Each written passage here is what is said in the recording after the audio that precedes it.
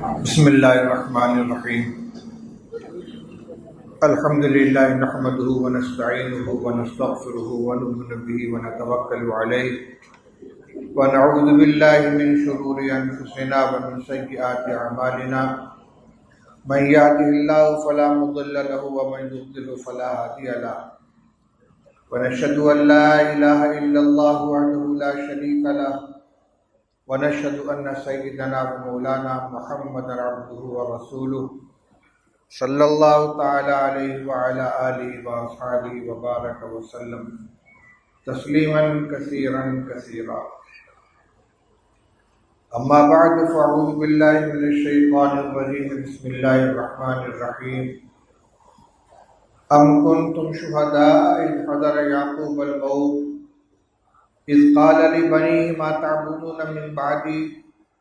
قالوا نعبد إلهك وإله آبائك إبراهيم وإسماعيل وإسحاق إلها واحدا ونحن له مسلمون. وقال الله تبارك وتعالى يا أيها الذين آمنوا قوا أنفسكم وأهليكم نارا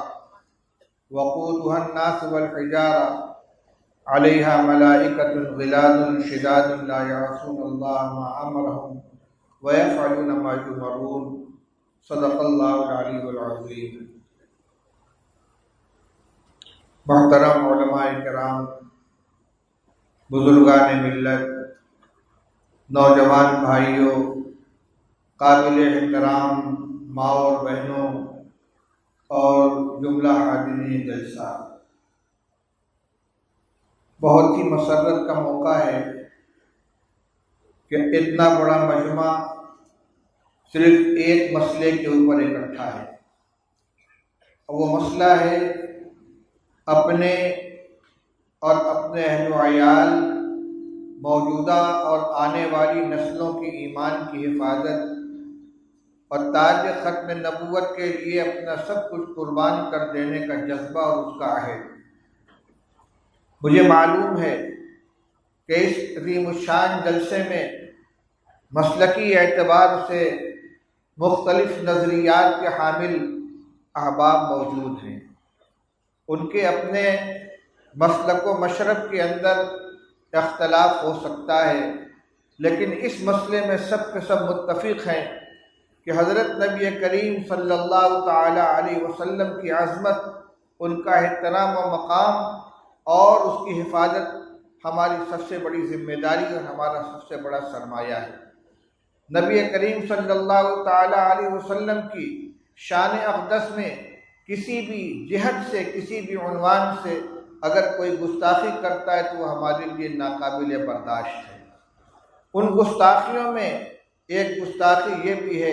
کہ نبی کریم صلی اللہ تعالی علیہ وسلم ارشاد فرماتے ہیں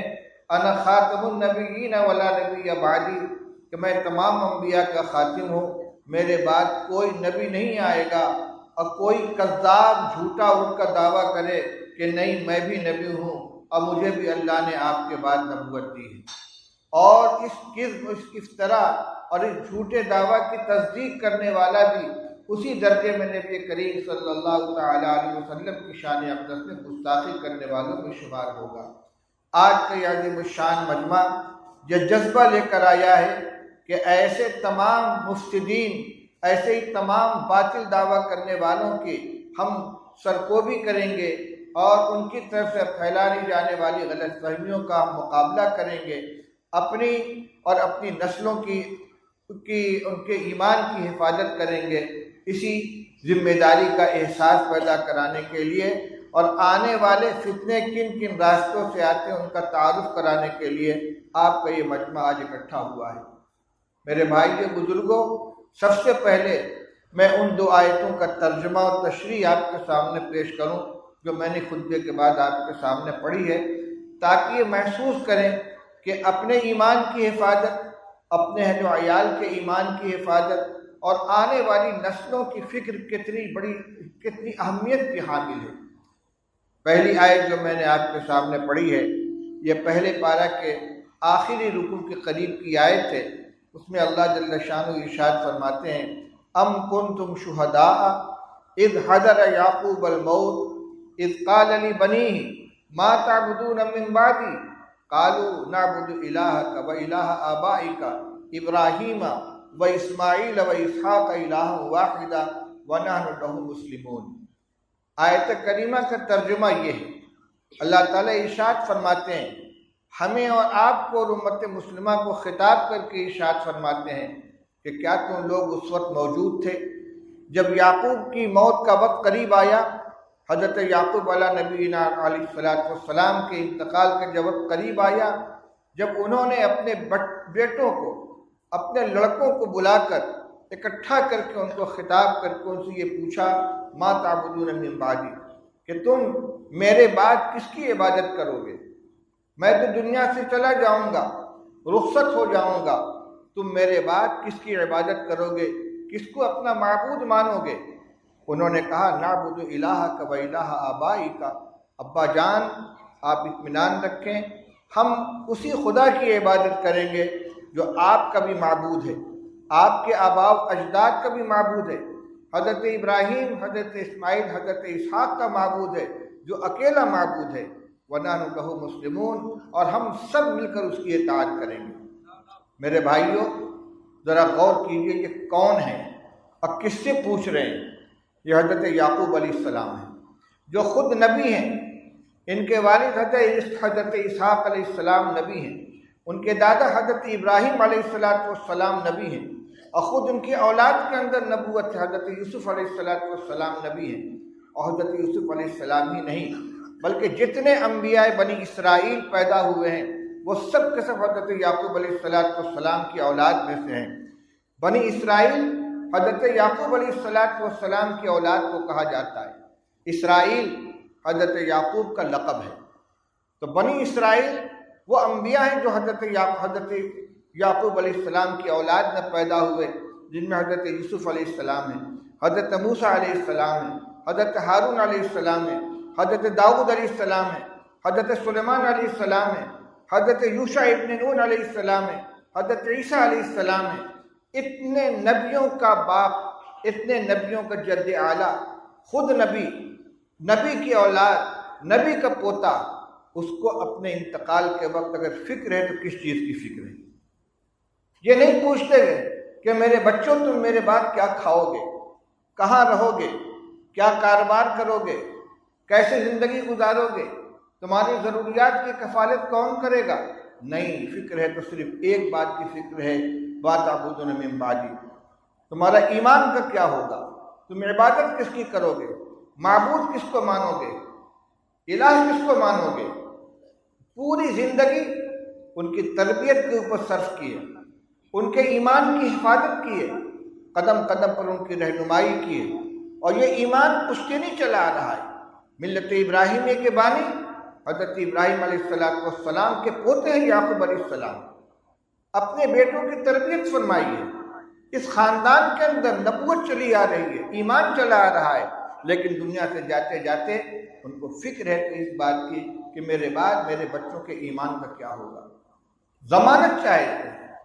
اقرار کرنا چاہتے ہیں، اور ان بچوں نے، ان سب نے، جس میں حضرت یوسف علیہ السلام ہیں، حضرت بنیامین ہیں، یہودا ہیں، اور 12 بیٹے ہیں، وہ سب کے سب اطمینان دلاتے ہیں کہ ابا جان آپ اطمینان رکھیں، ہم اسی خدا کی عبادت کریں گے جس کی عبادت آپ کے دادا حضرت ابراہیم کرتے تھے، حضرت اسماعیل کرتے تھے، حضرت اسحاق کرتے تھے، اور آپ کا جو معبود تھا ہم اسی ایک خدا کی عبادت کریں گے۔ میرے بھائیوں، اللہ تعالیٰ نے یہ واقعہ قرآن پاک کے اندر نقل کیا ہے۔ قرآن قصہ کی کتاب نہیں ہے، اس میں ہر واقعہ عبرت اور نصیحت کے لیے بیان کیا جاتا ہے۔ یہ ہمیں اور آپ کو درس دیا جا رہا ہے کہ ہم پوری زندگی اپنی اولاد کے لیے محنتیں کرتے ہیں، ان کی دنیاوی ضرورتوں کی تکمیل کے لیے طرح طرح کے منصوبے بناتے ہیں، اور ایک بوڑھا باپ کہتا ہے کہ بہت اطمینان سے میں دنیا سے جا رہا ہوں، میں نے الحمدللہ اپنے سب بچوں کی شادی کر دی ہے، سب کے لیے الگ الگ مکانات بنا دیے ہیں، سب کے لیے الگ الگ کاروبار کھڑے کر دیے ہیں، سب اپنے پیر پر کھڑے ہو گئے ہیں، کوئی کسی کا محتاج نہیں ہے، میں بالکل مطمئن ہوں۔ میرے بھائیوں، یہ ذمہ داری ہر باپ کی ہوتی ہے، چاہے وہ ایمان والا ہو چاہے غیر ایمان والا ہو۔ بلکہ ایمان والے سے زیادہ غیر ایمان والا اس کی فکر کرتا ہے، کیونکہ ہمارا تو ایمان ہے وما من دابۃ فی الارض الا علی اللہ رزقها، کہ جو بھی جاندار دنیا میں آتا ہے اللہ تعالیٰ کی طرف سے اس کی روزی لکھ دی جاتی ہے، اور اپنی روزی جو مقدر کی لکھی ہوئی ہے وہ حاصل کر کے رہے گا، نہ ایک دانہ اس میں سے کمی ہو سکتی، نہ ایک دانہ اس میں سے زیادتی ہو سکتی ہے۔ اللہ نے رزق کا وعدہ فرما رکھا ہے۔ یہ قرآن پر ایمان رکھنے والا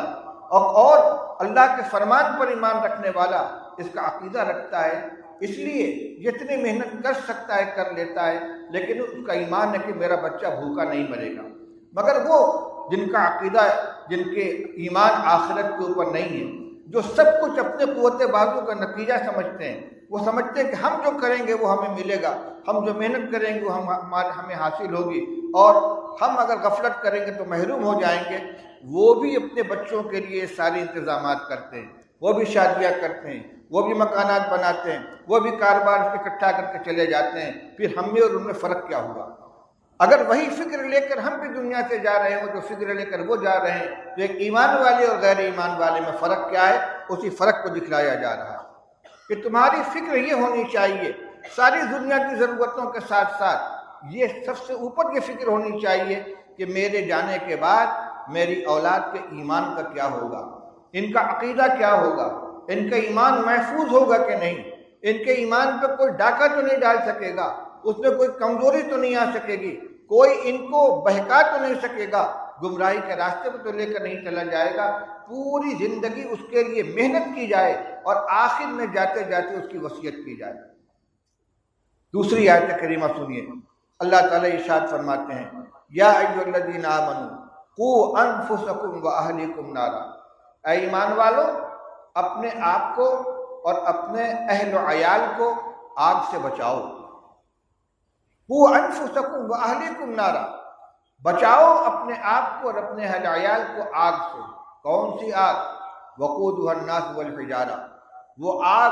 کہ جس کا ایندھن انسان اور پتھر ہوں گے، جہنم کی آگ جس کو بھڑکانے کے لیے کوئلہ نہیں ڈالا جائے گا، لکڑی نہیں ڈالی جائے گی، ایندھن نہیں ڈالا جائے گا، اس کے ایندھن انسان اور پتھر ہوں گے۔ وقودھا الناس والحجارہ، اور کوئی بڑا سے بڑا طاقتور، بڑی سے بڑی حیثیت کا حامل اپنے آپ کو اس سے بچا نہیں سکے گا۔ علیہا ملائکۃ غلاظ شداد لا یعصون اللہ ما امرہم ویفعلون ما یؤمرون، فرمایا اس آگ کے اوپر ایسے فرشتے متعین ہوں گے، مسلط ہوں گے، جو بڑے طاقتور ہوں گے، بڑے سخت مزاج ہوں گے، رحم کا جذبہ ان کے اندر بالکل نہیں ہوگا، ان کے سامنے کوئی فریاد نہیں چلے گی، کوئی خوشامد نہیں چلے گی، اور طاقت کے ذریعے کو ان کا مقابلہ نہیں کر سکے گا، ان کو مغلوب نہیں کر سکے گا۔ ملائکۃ غلاظ شداد، بڑے سخت گیر ہوں گے، بڑے مضبوط ہوں گے۔ لا یعصون اللہ ما امرہم، اللہ کی طرف سے انہیں جو حکم ملے گا اس کی نافرمانی نہیں کریں گے، جس کے بارے میں حکم ہوگا اسے جہنم میں ڈالو، اسے جہنم میں ڈال کے رہیں گے، جو سزا دینے کا حکم ہوگا اس سزا کو ان کے اوپر مسلط کریں گے۔ وَيَفْعَلُونَ مَا يُؤْمَرُونَ، اور جو ان کو حکم دیا جائے گا اس کو بجا لائیں گے۔ اس آیت کریمہ میں اللہ تعالیٰ فرماتے ہیں بچاؤ اپنے آپ کو اور اپنے اہل و عیال کو آگ سے۔ آگ سے بچانے کا کیا مطلب ہے؟ کیا کوئی ذی شعور انسان خود کو آگ میں ڈالنے کے لیے تیار ہوتا ہے، یا اپنے بال بچوں کو، گھر والوں کو آگ میں ڈالنے کے لیے تیار ہوتا ہے؟ کیا کوئی جماعت ہے، کوئی گروہ ہے جو یہ چاہتا ہے کہ میں آگ میں کود پڑوں؟ اللہ تعالیٰ اس کو منع فرما رہے؟ نہیں، ایسا بالکل نہیں ہے۔ انسان تو انسان، کوئی جانور بھی خود کو آگ میں ڈالنے کے لیے تیار نہیں ہوگا، اپنے بچوں کو، اپنے چوزوں کو، اپنے جو ان کی نسلیں ہیں ان کو بچانے کی کوشش کرے گا۔ آگ جلتی ہوئی دیکھے گا تو بھاگے گا۔ پھر وہ اس آیت کا مطلب کیا ہوگا؟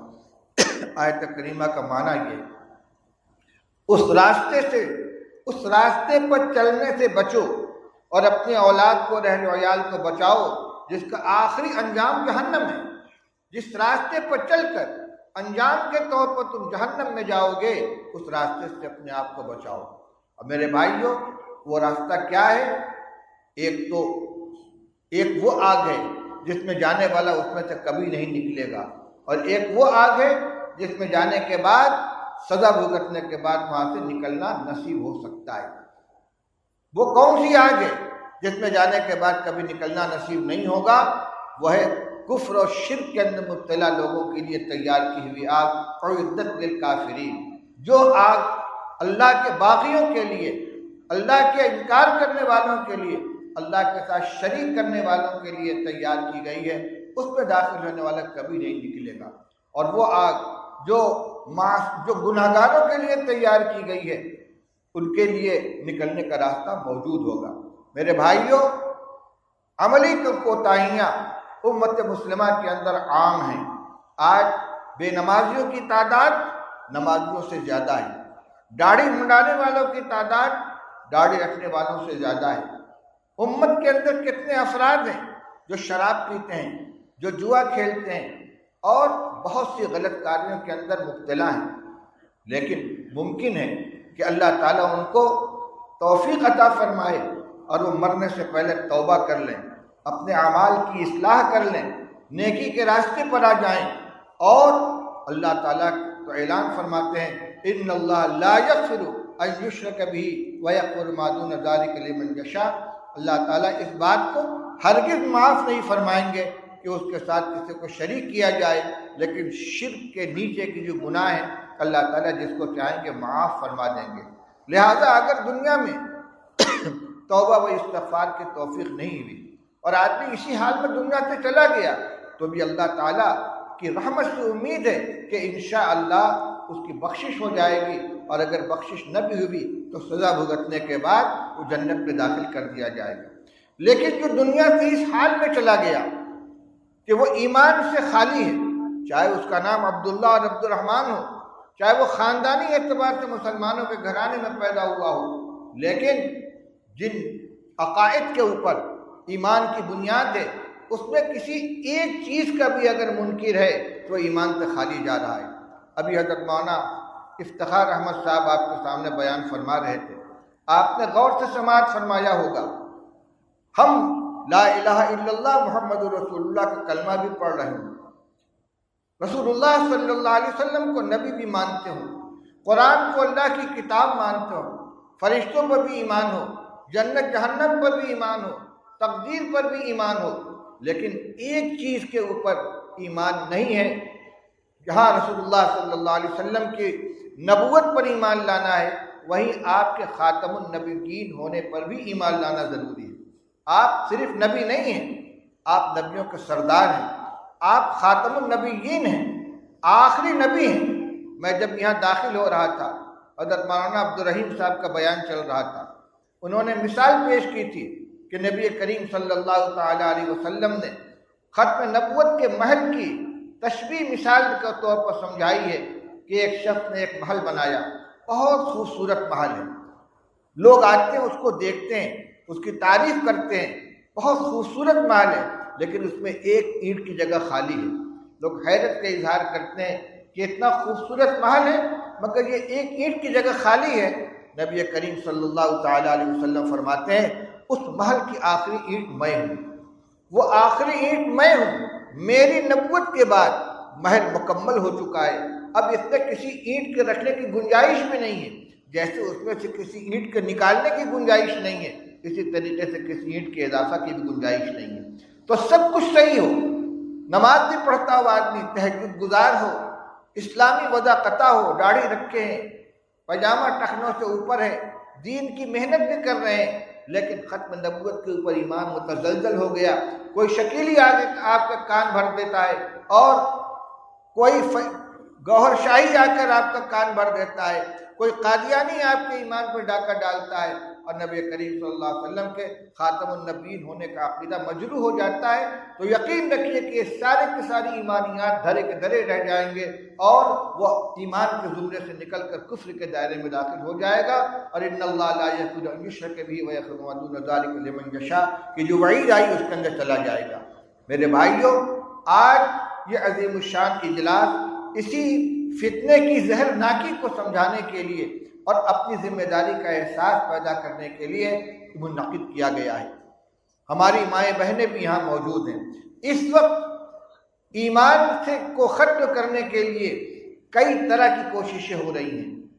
ارتداد کھلم کھلا آ رہا ہے۔ ایک تو یہ ہے کہ مسلمان کی شکل و صورت میں لوگ ہمارے پاس پہنچے اور کبھی مہدی کا نام لے کر کے مہدی کا ظہور ہو گیا ہے، وہ شکیل ابن حنیف ہے، کبھی گوہر شاہی کے فتنے کے ذریعے سے ایمان کے اندر تزلزل پیدا کریں، تشکیک کے اندر مبتلا کر دیں۔ ایک بات یہ بھی یاد رکھیے، ایمان یقین کا نام ہے، اگر کسی چیز کے بارے میں شک پیدا ہو گیا تو بھی ایمان ختم ہو جاتا ہے۔ اللہ ایک ہے، حضرت محمد رسول اللہ صلی اللہ علیہ وسلم اللہ کے نبی ہیں، اس پر ہمارا ایمان ہے۔ اگر شک ہو گیا کہ اللہ کا وجود ہے بھی کہ نہیں ہے، کہیں ایسا تو نہیں کہ صرف مولویوں کی اپنی طرف سے گڑھی ہوئی ایک بات ہے، ایمان ختم ہو گیا۔ نبی کریم صلی اللہ علیہ وسلم کی رسالت کے بارے میں اگر شک پیدا ہو گیا کہ آپ رسول ہیں کہ نہیں ہیں، ایمان ختم ہو گیا۔ لہذا ان فتنوں کے ذریعے سے جو تبلیغ کی جاتی ہے، چاہے شکیلیت کی دعوت دی جائے، گوہر شاہی کی دعوت دی جائے، یا اور جو نئے نئے فتنے ہیں جن کے اندر نبی کریم صلی اللہ علیہ وسلم کی شان نبوت اور ختم نبوت کو مجروح کیا جاتا ہے، جو کام نبی کا تھا وہ مقام دوسروں کو دیا جاتا ہے، حلال و حرام کا فیصلہ کرنے کا حق کسی اور کو دیا جا رہا ہے، نئے نئے احکام، نئے نئے مسائل کسی اور کے ذریعے بیان کیے جاتے ہیں اور اس کو اس کا ذمہ دار قرار دیا جاتا ہے، تو گویا نبی کریم صلی اللہ علیہ وسلم کی جو نبوت کی حیثیت تھی اس کو مجروح کر دیا گیا۔ تو ایک تو یہ فتنہ ہے کہ مسلمانوں کی شکل میں آ کر ایمان والوں کے ایمان کو ختم کرنے کی، خراب کرنے کی کوشش کی جاتی ہے، اور دوسرے بڑھ کر آج تو کھلم کھلا ایمان کے سے نکالنے کے لیے اور کفر میں داخل کرنے کے لیے محنتیں ہو رہی ہیں۔ اور بڑی افسوس کی بات یہ ہے کہ بڑی تعداد میں ہمارے نوجوان اور ان سے زیادہ ہماری بچیاں ایمان سے محروم ہو رہے ہیں۔ کالج یونیورسٹیوں میں پڑھنے والی ہی نہیں بلکہ بعض گھرانوں میں دینی تعلیم سے آراستہ جنہوں نے بچپن میں تعلیم حاصل کی ہے، ان کے بارے میں یہ خبریں مل رہی ہیں کہ وہ غیروں کے ساتھ چلی جا رہی ہیں اور ان سے اپنا تعلق قائم کر رہی ہیں۔ اس موقع پر ہمیں ذرا ٹھہر کر اس پر بھی غور کرنا چاہیے کہ اس مصیبت کے اسباب کیا ہیں۔ پہلے ان اسباب کی نشاندہی کریں، پھر ان کے سد باب کی کوشش کریں۔ سب سے بنیادی چیز ہے دینی تعلیم سے محرومی، صحیح عقائد سے ناواقفیت۔ اس کے لیے ہمارے علماء کرام محنت کر رہے ہیں، آوازیں لگا رہے ہیں، آپ سے فریاد کر رہے ہیں اور آپ کو یہ ذمہ داری سپرد کر رہے ہیں کہ ہر بستی میں، ہر مسجد کے اندر دینی مکتب قائم کیا جائے۔ کوئی بھی بچہ اور بچی بنیادی دینی تعلیم سے خالی نہ رہے، محروم نہ رہے۔ یاد رکھیے، علماء کرام عصری تعلیم کے مخالف نہیں ہیں۔ آپ شوق سے اپنے بچے کو بی اے کرائیے، ایم اے کرائیے، ڈاکٹر بنائیے، انجینئر بنائیے، کوئی منع نہیں کرتا۔ ملت کو ہر ایک کی ضرورت ہے، لیکن ان کی بنیاد کو مضبوط کیجیے، بنیادی دینی تعلیم سے ان کے دل و دماغ کو منور کیجیے، وہ جانے کہ اللہ کے بارے میں ہمارا کیا عقیدہ ہونا چاہیے، نبی کریم صلی اللہ علیہ وسلم کے بارے میں کیا عقیدہ ہونا چاہیے، تقدیر کسے کہتے ہیں، آخرت کیا چیز ہے، قیامت کا کیا معاملہ ہے، جنت و جہنم کیا چیز ہے۔ آج تو امت کا بڑا طبقہ وہ ہے جو ان چیزوں سے بالکل نابلد ہے، ناواقف ہے۔ کیوں؟ اس لیے کہ ان کو ابتدائی دینی تعلیم سے محروم رکھا گیا، براہ راست اسکول کالج میں داخل کر دیا گیا، نرسری اسکول میں چلے گئے، کنڈر گارڈن میں چلے گئے، اور نئے نئے جو فیشنیبل ادارے قائم ہوتے ان میں داخل کر دیے گئے، اور دینی تعلیم کو اس میں کوئی حصہ نہیں تھا۔ اسی طرح بڑھتے بڑھتے وہ اوپر پہنچے۔ اب ان کا صفحہ دل خالی ہے، وہ جانتے ہی نہیں کہ ختم نبوت کیا چیز ہے اور رسالت کیا چیز ہے۔ اب کوئی لٹیرا آتا ہے اور آ کر جو غلط فہمی میں شکار بنا دیتا ہے۔ تو سب سے پہلی بنیادی ضرورت ہے ہر بچے اور بچی کو دینی تعلیم سے آراستہ کرنا۔ جو ابھی تعلیم کے مرحلے میں ہیں، جو اسکولوں میں پڑھنے والے ہیں، ان کے لیے ان مکاتب کا انتظام کرنا، یا قائم ہے تو ان میں ان بچوں کو داخل کرنا جہاں چند گھنٹوں کے لیے مکاتب کا نظام چل رہا ہے اور دینی تعلیم ان کو دی جاتی ہے، یا اپنے بچوں کو مدارس کے اندر داخل کریں جہاں ہم کو عصری علوم کے حامل نوجوانوں کی ضرورت ہے۔ اس سے زیادہ ضرورت ہے کہ ہمارے گھر میں علماء ہوں، حفاظ ہوں، قراء ہوں۔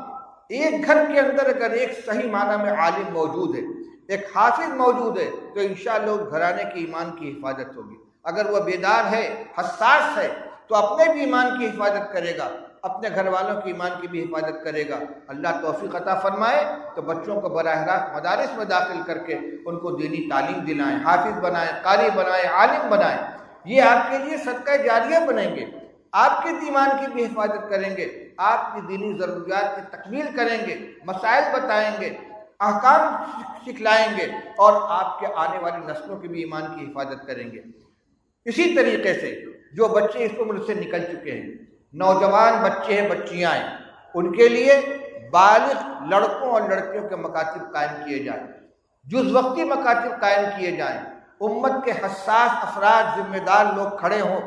مشورے کریں، اور مشورے کر کے ایسا نظام بنائیں کہ ہمارے کالج میں پڑھنے والے بچے، اسکولوں میں جانے والے بچے، یا وہ کہ جو کسی تعلیم گاہ سے وابستہ نہیں ہیں، اپنا کاروبار کرتے ہیں، مزدوری کرتے ہیں، تجارت کرتے ہیں، آفس میں کام کرتے ہیں، ان کا کچھ وقت لیا جائے اور ان کو عقائد سکھلائی جائے۔ آج مسائل کے ساتھ ساتھ عقائد کے تعلیم کی بہت زیادہ ضرورت ہے، بہت زیادہ ضرورت ہے کہ عقائد کے لوگوں کے اندر تعلیم دی جائے۔ اسی طرح ہماری مائیں بہنیں، ان کے درمیان بھی عقائد کی تعلیم، عقائد پر مشتمل کتابوں کا پڑھنا پڑھانا یہ بہت ضروری ہو گیا ہے، اس لیے کہ غیروں کے ہتھے چڑھنے والی تعداد بچوں کے مقابلے بچیوں کی زیادہ ہے، اور کھلم کھلا ان کے ساتھ جا رہی ہیں، اور شادی کے نام پر ڈرامہ ہو رہا ہے، اپنے گھر والوں سے رشتہ کاٹ لیتی ہیں۔ اس لیے سب سے بنیادی ضرورت دینی تعلیم کی ہے۔ اسی کے ساتھ کچھ چیزیں اور بھی ہیں۔ یہ سوشل میڈیا گمراہی کا بہت بڑا ذریعہ ہے۔ ماں باپ اپنے بچوں کو اور بچیوں کو بڑا موبائل دے دیتے ہیں، پھر ان کی سرگرمیوں سے صرف نظر کر لیتے ہیں وہ اپنے موبائل کا استعمال کس طرح کر رہے ہیں، کس طرح کر رہی ہیں، کن سے رابطہ ہے، کن سے میسج کا تبادلہ ہو رہا ہے، کن سے تعلقات پیدا ہو رہے ہیں۔ پھر یہ پانی جب سر سے اوپر پہنچ جاتا ہے، اس وقت بند قائم کرنے کی کوشش کی جاتی ہے تو مسئلہ ہاتھ سے نکل چکا ہوتا ہے۔ اس لیے سرپرستوں کی ذمہ داری ہے کہ اگر ضرورت ہے، واقعتاً ضرورت محسوس ہوتی ہے، تو بچوں کے ہاتھ میں بڑا موبائل نہ دیں۔ اگر کسی ضرورت کے لیے دیا جائے تو اس کی نگرانی کی جائے، بار بار اس کو چیک کیا جائے کہ اس کے اندر کیا کیا چیزیں بھری ہوئی ہیں اور ان کا استعمال کس طریقے سے ہو رہا ہے۔ یہ جو تعلقات غلط قسم کے پیدا ہوتے ہیں، اس میں بہت بڑا دخل ان دو چیزوں کو ہے۔ ایک اسکول اور کالج کے اندر مخلوط تعلیم، جہاں اسکول کے درجے سے اوپر پہنچتے ہیں، کالج کی تعلیم شروع ہوتی ہے تو قانونی اعتبار سے کو ایجوکیشن، مشترکہ تعلیم، وہاں بچوں اور بچیوں کے لیے الگ الگ ششتیں نہیں ہوتی، بلکہ اس کو روشن ضمیری سمجھا جاتا ہے، روشن دماغی سمجھا جاتا ہے کہ نشستیں اس طریقے سے بنائی جائیں کہ ہر لڑکی کے چاروں طرف لڑکے ہوں اور ہر لڑکے کے چاروں طرف لڑکیاں ہوں۔ اس اعتبار سے نشستیں بنائی جاتی ہیں اسکولوں کالجوں کے اندر۔ اور اب تو جنسی تعلیم دی جا رہی ہے، ہیجان پیدا کرنے والی چیزیں تعلیم کے اندر شامل کی جا رہی ہیں۔ میرے بھائیوں، یہ ایک تو اسکول کا ماحول اور دوسری یہ سوشل میڈیا، یہ دونوں چیزیں ہمارے بچوں اور بچیوں کے ایمان کو لوٹنے کے لیے محرک کا کام دیتے ہیں۔ اس لیے اگر آپ کسی اسکول میں بچی کو داخل کر رہے ہیں تو ماں باپ کی، والد کی خاص طور سے گھر کے سرپرست کی ذمہ داری ہے کہ اس کو بلانے کی، پہنچانے کی ذمہ داری اپنے پاس رکھیں، اس کو آزاد ہرگز نہ چھوڑیں، کن لوگوں سے اس کے تعلقات ہیں، کن سے ملنا جلنا، اس پر نظر رکھیں، اور اسی طریقے سے یہ موبائل کا استعمال کرنے کے اوپر پابندی لگائی جائے۔ میرے بھائیوں بزرگوں، اور بھی جو ذرائع ہو سکتے ہیں، موبائل پہ یہ جتنے نام لیے جا رہے ہیں، انجینئر مرزا ہے، غامدی ہے، اور اسی طریقے سے یہ اور دوسری بہت سی تنظیمیں ہیں، ان کی طرف سے موبائل کے اوپر لمبے لمبے بیانات آتے ہیں۔ ایک بات نکل گئی ذہن سے، مولانا قادری صاحب نے جن کو اس کا تذکرہ کیا تھا، ایکس مسلم کے نام سے ایک چینل چل رہا ہے، وہ بدبخت جو ایمان سے محروم ہو چکے ہیں، کفر اختیار کر لیا ہے، اپنے لیے جہنم کا راستہ چن لیا ہے، آج ان کو استعمال کیا جا رہا ہے، ان کو ویڈیو کی شکل میں سامنے لا کر ان سے بیانات دیے جاتے ہیں کہ آپ نے اسلام کیوں چھوڑا، آپ نے اسلام کیوں چھوڑا، گھر واپسی آپ نے کیوں کی، اور وہ اپنی بکواس اس کے اندر بیان کرتے ہیں۔ ہمارے نوجوان جو ہر کچی پکی چیز موبائل کے اوپر بیٹھ کر دیکھتے اور سنتے ہیں، اس کو سنتے ہیں، ان کے پاس خود اپنی دینی معلومات نہیں ہیں، ان کی طرف سے آنے والے اعتراضات، ان کے طرف سے آنے والی تشکیکی مواد، اس سے یہ متاثر ہو جاتے ہیں۔ کتنے نوجوان آج ہمارے ایسے ہیں جن کا ہمیں پتہ نہیں ہے، جن کے بارے میں ہمیں کوئی معلومات نہیں ہے، ہم سمجھتے ہیں کہ پکے مسلمان ہیں، ایمان والے ہیں، ایمان والوں کی اولاد ہیں، وہ جمعہ کی نماز میں بھی جاتے ہیں، عیدین میں بھی شریک ہوتے ہیں، رمضان میں بھی نماز پڑھ لیتے ہیں، روزہ بھی رکھ لیتے ہیں، لیکن اگر ان کے عقیدے کی خبر لی جائے، معلومات کی جائے، تو معلوم ہوگا کہ وہ تشکیک کا شکار ہے۔ تشکیک ایمان کو متزلزل کر دیتی ہے۔ اپنے عقیدے کے بارے میں، ایمانیات کے بارے میں شک و شبہ کا شکار ہو جانا، یہ ایمان کے جڑ کو کھوکھلا کر دیتا ہے، اور پھر اس کو گرانے میں اور ہٹانے میں بہت معمولی محنت کرنی پڑتی ہے۔ میرے بھائیو بزرگوں، آج کے اس بزم کے اندر یہ احساس دلانا مقصود ہے کہ ہم آنکھ کھولیں، اپنے خواب غفلت سے بیدار ہوں، اپنی ذمہ داری کو محسوس کریں، دینی تعلیم سے اپنے بچوں اور بچیوں کو آراستہ کریں، جو لوگ باحیثیت ہیں وہ مکاتب قائم کریں۔ آج علماء کرام کی مجلس میں تقریباً 3000 مکاتب کا اعلان کیا گیا ہے، لیکن اس امت مسلمہ اور پورے علاقے کے لیے اس کی تعداد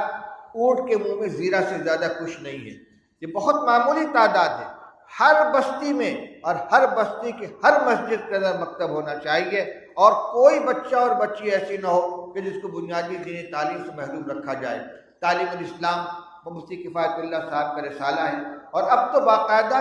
دینیات کا اور جمعیت علماء کی طرف سے جو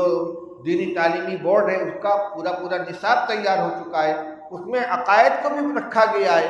مسائل کو بھی رکھا گیا ہے، نماز کا طریقہ، اذان کا طریقہ، وضو کا طریقہ، یہ ساری بنیادی دینی ضرورتوں کو اس کے اندر شامل کیا گیا ہے۔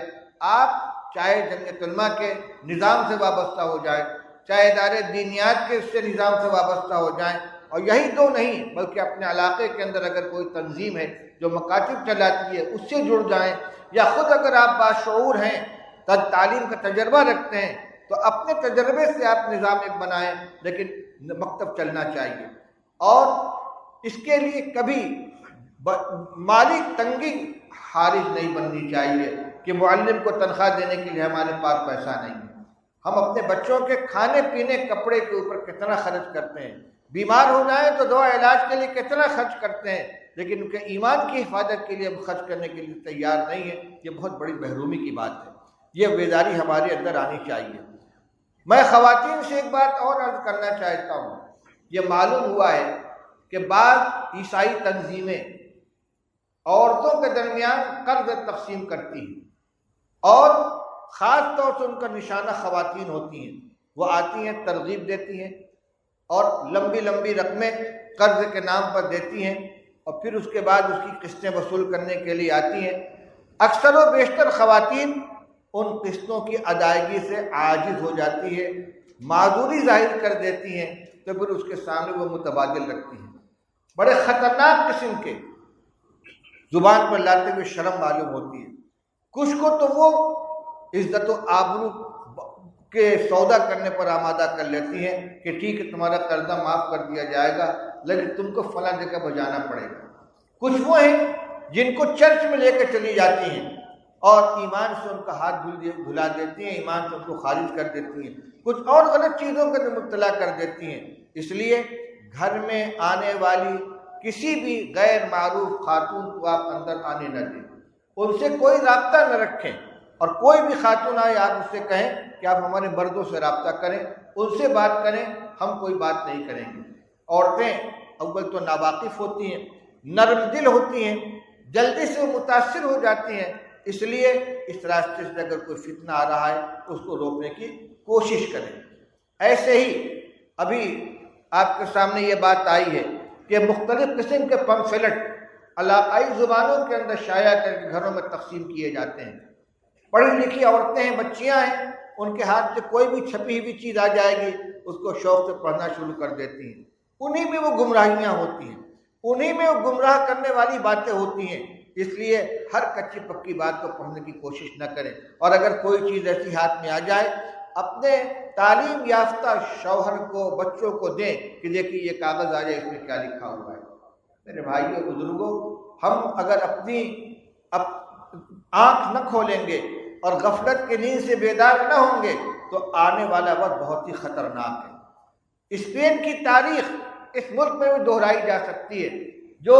اسلام کا عظیم الشان مرکز تھا، لیکن ایک وقت آیا کہ وہاں پر ایک بھی کلمہ پڑھنے والا باقی نہ رہا۔ کیوں؟ اس لیے کہ وہاں کے مسلمان غفلت کا شکار ہو گئے تھے۔ میرے بھائیو بزرگوں، اللہ تعالیٰ نے دین نازل فرمایا ہے، قیامت تک یہ انشاءاللہ رہے گا۔ دین ہمارا محتاج نہیں ہے، ہم دین کے محتاج ہیں۔ اللہ تعالیٰ فرماتے ہیں وَإِن تَتَوَلَّوْا يَسْتَبْدِلْ قَوْمًا غَيْرَكُمْ ثُمَّ لَا يَكُونُوا أَمْثَالَكُمْ۔ اگر تم نہیں اٹھ کر کھڑے ہوگے، تم محنت نہیں کرو گے، پیٹھ پھیرو گے، اللہ تعالیٰ تمہاری جگہ پر دوسرے لوگوں کو کھڑا کر دے گا، دوسرے لوگوں سے کام لے گا، پھر وہ تمہارے جیسے نہیں ہوں گے۔ ہے آیا یوں رشے تاتار کے افسانے سے، ہے آیا یوں رشے تاتار کے افسانے سے کہ پاسباں مل گئے کعبے کو صنم خانے سے۔ وہی ہلاکو و چنگیز کی اولاد جنہوں نے بغداد کو تہس نہس کر دیا تھا، مسلمانوں کے خون سے دجلہ کو رنگین کر دیا تھا، کتب خانوں کو جلا کے خاکستر کر دیا تھا، اور خلافت کے چراغ کو گل کر دیا تھا۔ اللہ تعالیٰ نے پھر انہی کو کھڑا کیا، انہی کے ذریعے اسلام کو فروغ حاصل ہوا۔ اسی کو علامہ اقبال نے کہا تھا کہ تو نہ مٹ جائے گا ایران کے مٹ جانے سے، نشے میں کو تعلق نہیں پیمانے سے، ہے آیا یورش تاتار کے افسانے سے، پاسباں مل گئے کعبے کو صنم خانے سے۔ یہ دین ہے، یہ قیامت تک رہے گا، قیامت قائم ہونے تک انشاءاللہ دین رہے گا۔ یہ اللہ کا دین ہے، اس کا جو فیصلہ وہ رہے گا۔ ہم محتاج ہیں، ہم دین کو سینے سے لگائیں، اس کی حفاظت کریں، اپنے ایمان کی حفاظت کریں، آنے والی نسلوں کے ایمان کی حفاظت کریں۔ میں نے جو 2 آیتیں آپ کے سامنے پڑھی ہیں، ایک حضرت یعقوب علیہ السلام پانی دیجیے گا،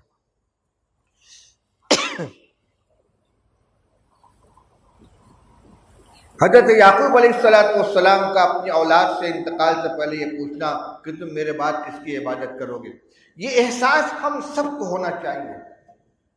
جانے سے پہلے، دنیا سے رخصت ہونے سے پہلے، آنکھ بند ہونے سے پہلے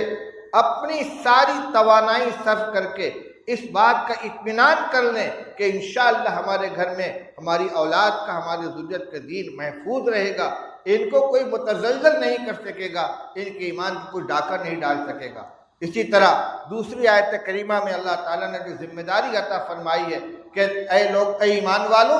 اپنے آپ کو اور اپنے اہل و عیال کو اس راستے سے بچاؤ کہ جس کے ایندھن آدمی و پتھر ہیں، اس راستے پر ہرگز نہ چلیں۔ یہ غفلت کا راستہ وہی راستہ ہے۔ علامہ شیخ سعدی رحمۃ اللہ علیہ فرماتے ہیں ترسم نہ رسی بکعبہ اے عرابی کی رہ کے میں روی بترکستان نست۔ فرماتے ہیں او گاؤں والے، مجھے ڈر ہے کہ تو کعبہ تک نہیں پہنچ سکے گا، کیونکہ تو جس راستے پہ چل رہا ہے یہ راستہ تو ترکستان کو جاتا ہے۔ ترکستان کے راستے پر چلنے والا یہ سمجھے کہ ہم کعبہ پہنچیں گے، کیسے ہو سکتا ہے؟ اگر کعبہ پہنچنا ہے تو کعبہ کے راستے پہ قدم بڑھانا ہوگا، صحیح رخ کا تعین کرنا ہوگا، صحیح طریقے پہ چلنا ہوگا۔ اگر آنکھ بند کر کے چلیں گے، غفلت کا راستہ اختیار کریں گے، دائیں بائیں کٹ جائیں گے، تو منزل تک نہیں پہنچیں گے۔ یہی معنی ہے قوا انفسکم واہلیکم نارا کا۔ اپنے مستقبل کا جو سفر کر رہے ہو، تمہاری اولاد کس راستے پہ جا رہی ہے، تمہاری نسل جس راستے پر چل رہی ہے، غور کرو، سوچو اس کی آخری منزل کیا ہے، کہاں پہنچیں گے؟ یہ جنت کے راستے پر چل رہے ہیں یا جہنم کے راستے پر چل رہے ہیں، یہ تمہاری ذمہ داری ہے۔ اس لیے میرے بھائیوں، جو باتیں علماء کرام کی زبانی آپ حضرات کے سامنے آئی ہیں ان کو آپ سمجھیں، اور خاص طور سے عقیدہ ختم نبوت کی حفاظت کے لیے اپنے آپ کو تیار کریں۔ حضرت نبی کریم صلی اللہ علیہ وسلم کے بارے میں اتنا ایمان لانا کافی نہیں ہے کہ آپ اللہ کے نبی ہیں، بلکہ ضروری ہے کہ آپ اللہ کے آخری نبی ہیں۔ آپ کے بعد کوئی نبی نہیں آئے گا، نہ حقیقی نبی آئے گا، نہ ذلی نبی آئے گا، نہ بروزی نبی آئے گا، کسی بھی عنوان سے کسی نبوت کا راستہ بالکل بند ہو چکا ہے۔ جیسا کہ آپ کو سنایا گیا کہ قصر نبوت کی آخری اینٹ نبی کریم صلی اللہ علیہ وسلم ہے، اب اس میں ایک رخنہ کی جگہ بھی خالی نہیں ہے کہ اس میں کسی کو داخل کرنے کی کوشش کی جائے۔ اس لیے بھائی یہ فوٹو چھوڑیے، فوٹو کون لے رہا ہے؟ میرے بھائیو بزرگوں، عقیدہ ختم نبوت کی اہمیت کو سمجھیے، اور اس کے لیے جو کوششیں ہو رہی ہیں ان کے اندر آپ علماء کرام کا ساتھ دیجیے، خود آگے بڑھ کر اپنی قربانی پیش کیجیے، اپنے علاقے کے علماء کرام سے ملاقات کیجیے کہ حضرت ہمارے لائق جو خدمت ہو ہمیں سپرد کیجیے، جہاں ضرورت ہو مالی قربانی کی آپ پیسے سے تعاون کریں، جہاں ضرورت ہو اپنے اوقات کی قربانی کی اپنا وقت دیں، جہاں ضرورت ہو آپ کی صلاحیتوں کے استعمال کرنے کی اپنی صلاحیت استعمال کریں، جہاں ضرورت ہو آپ کی وجاہت اور سماج میں آپ کی جو حیثیت ہے اس کے استعمال کی اس کو بھی استعمال کریں۔ یہ معلوم کر کے بڑی خوشی ہوئی کہ ہمارے اس ریاست کے مسلمان وزیر نے آج کے اس اجلاس کے اندر اجلاس کو کامیاب بنانے کے لیے اپنے اثر و رسوخ کا استعمال کر کے سرکاری مشنری کو متوجہ کیا کہ آنے والے علماء کرام کے راستوں میں کوئی رکاوٹ نہیں ہونی چاہیے، اس پروگرام میں کوئی رخنہ نہیں پڑنا چاہیے، ہر کام سلیقے سے ہونا چاہیے۔ اس سے معلوم میں کہنا یہ چاہتا ہوں کہ جس کو اللہ تعالیٰ نے جو چیز دی ہے اس کو خرچ کرے، جو چیز دی ہے اس کو خرچ کرے، جس کے پاس پیسہ ہے پیسہ خرچ کرے، جس کے پاس وقت ہے وقت خرچ کرے، جس کے پاس قلم ہے قلم استعمال کرے، جس کے پاس زبان ہے زبان استعمال کرے۔ ائمہ مساجد کے اندر مصلیوں کے درمیان اس مسئلے کو بتائیں اور جو فتنے آ رہے ہیں ان سے آگاہ کریں۔ اور اسی کے ساتھ ساتھ میں نوجوانوں سے درخواست کرنا چاہتا ہوں کہ اگر کسی کے پاس کوئی آدمی آ کر اس طرح کی باتیں کرے، کسی مہدی کے ظہور کا تذکرہ کرے، حضرت عیسیٰ علیہ السلام کے نزول کا تذکرہ کرے، چاہے کتنے خوبصورت انداز میں ہو، فوراً اپنے مسجد کے امام صاحب کو مطلع کیجیے، اپنے محلے کے عالم کو بتائیے کہ فلاں نوجوان میرے پاس اس طرح کی باتیں کر رہا تھا، تاکہ آپ تو اس سے محفوظ رہ سکیں اور پھر اس کے اوپر قدغن لگا کر اس کی گمراہی پھیلانے کے سلسلے کو موقوف کیا جا سکے۔ میں سمجھتا ہوں کہ آج کی اس مجلس میں مجھ سے پہلے جن علماء کرام نے جس انداز سے آپ کو متوجہ کیا ہے، آپ اس ذمہ داری کو محسوس کریں گے۔ 2 عہد آپ سے لینا ہے، بلکہ 3 عہد لینا ہے۔ نمبر 1، ہر آدمی اپنے گھر کے بچوں اور بچیوں کو دینی تعلیم دلائے گا، عہد کرتے ہیں اس کا، کوئی بچہ کوئی بچی دینی تعلیم سے محروم نہیں رہے گی۔ نمبر 2، مکاتب کے قیام کے لیے ہر آدمی کوشش کرے، جہاں جہاں مکاتب قائم ہیں ان کو تقویت پہنچانے کی کوشش کریں، اور جہاں مکاتب قائم نہیں ہیں وہاں نئے مکاتب قائم کرنے کی کوشش کریں۔ اور تیسری چیز، اپنے بچوں اور بچیوں کی نگرانی کریں،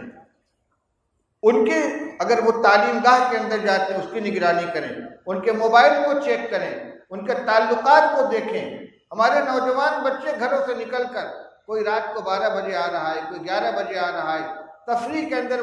مشغول ہے۔ ہم سوچتے ہیں بچہ بڑا ہو گیا، اپنا بھلا برا خوب سمجھتا ہے، لیکن یہ بات اچھی نہیں ہے کہ ان کو آزاد چھوڑ دیا جائے، کیونکہ شیطان ان کے پیچھے لگا ہوا ہے، گمراہ کرنے کی کوشش کرتا ہے۔ تو اپنے نسلوں کی ایمان کی حفاظت کے لیے ان کی نگرانی بھی کریں، اور آج جو پیغام آپ کے سامنے آیا ہے اس کو لوگوں تک عام کریں، ان کو پہنچائیں۔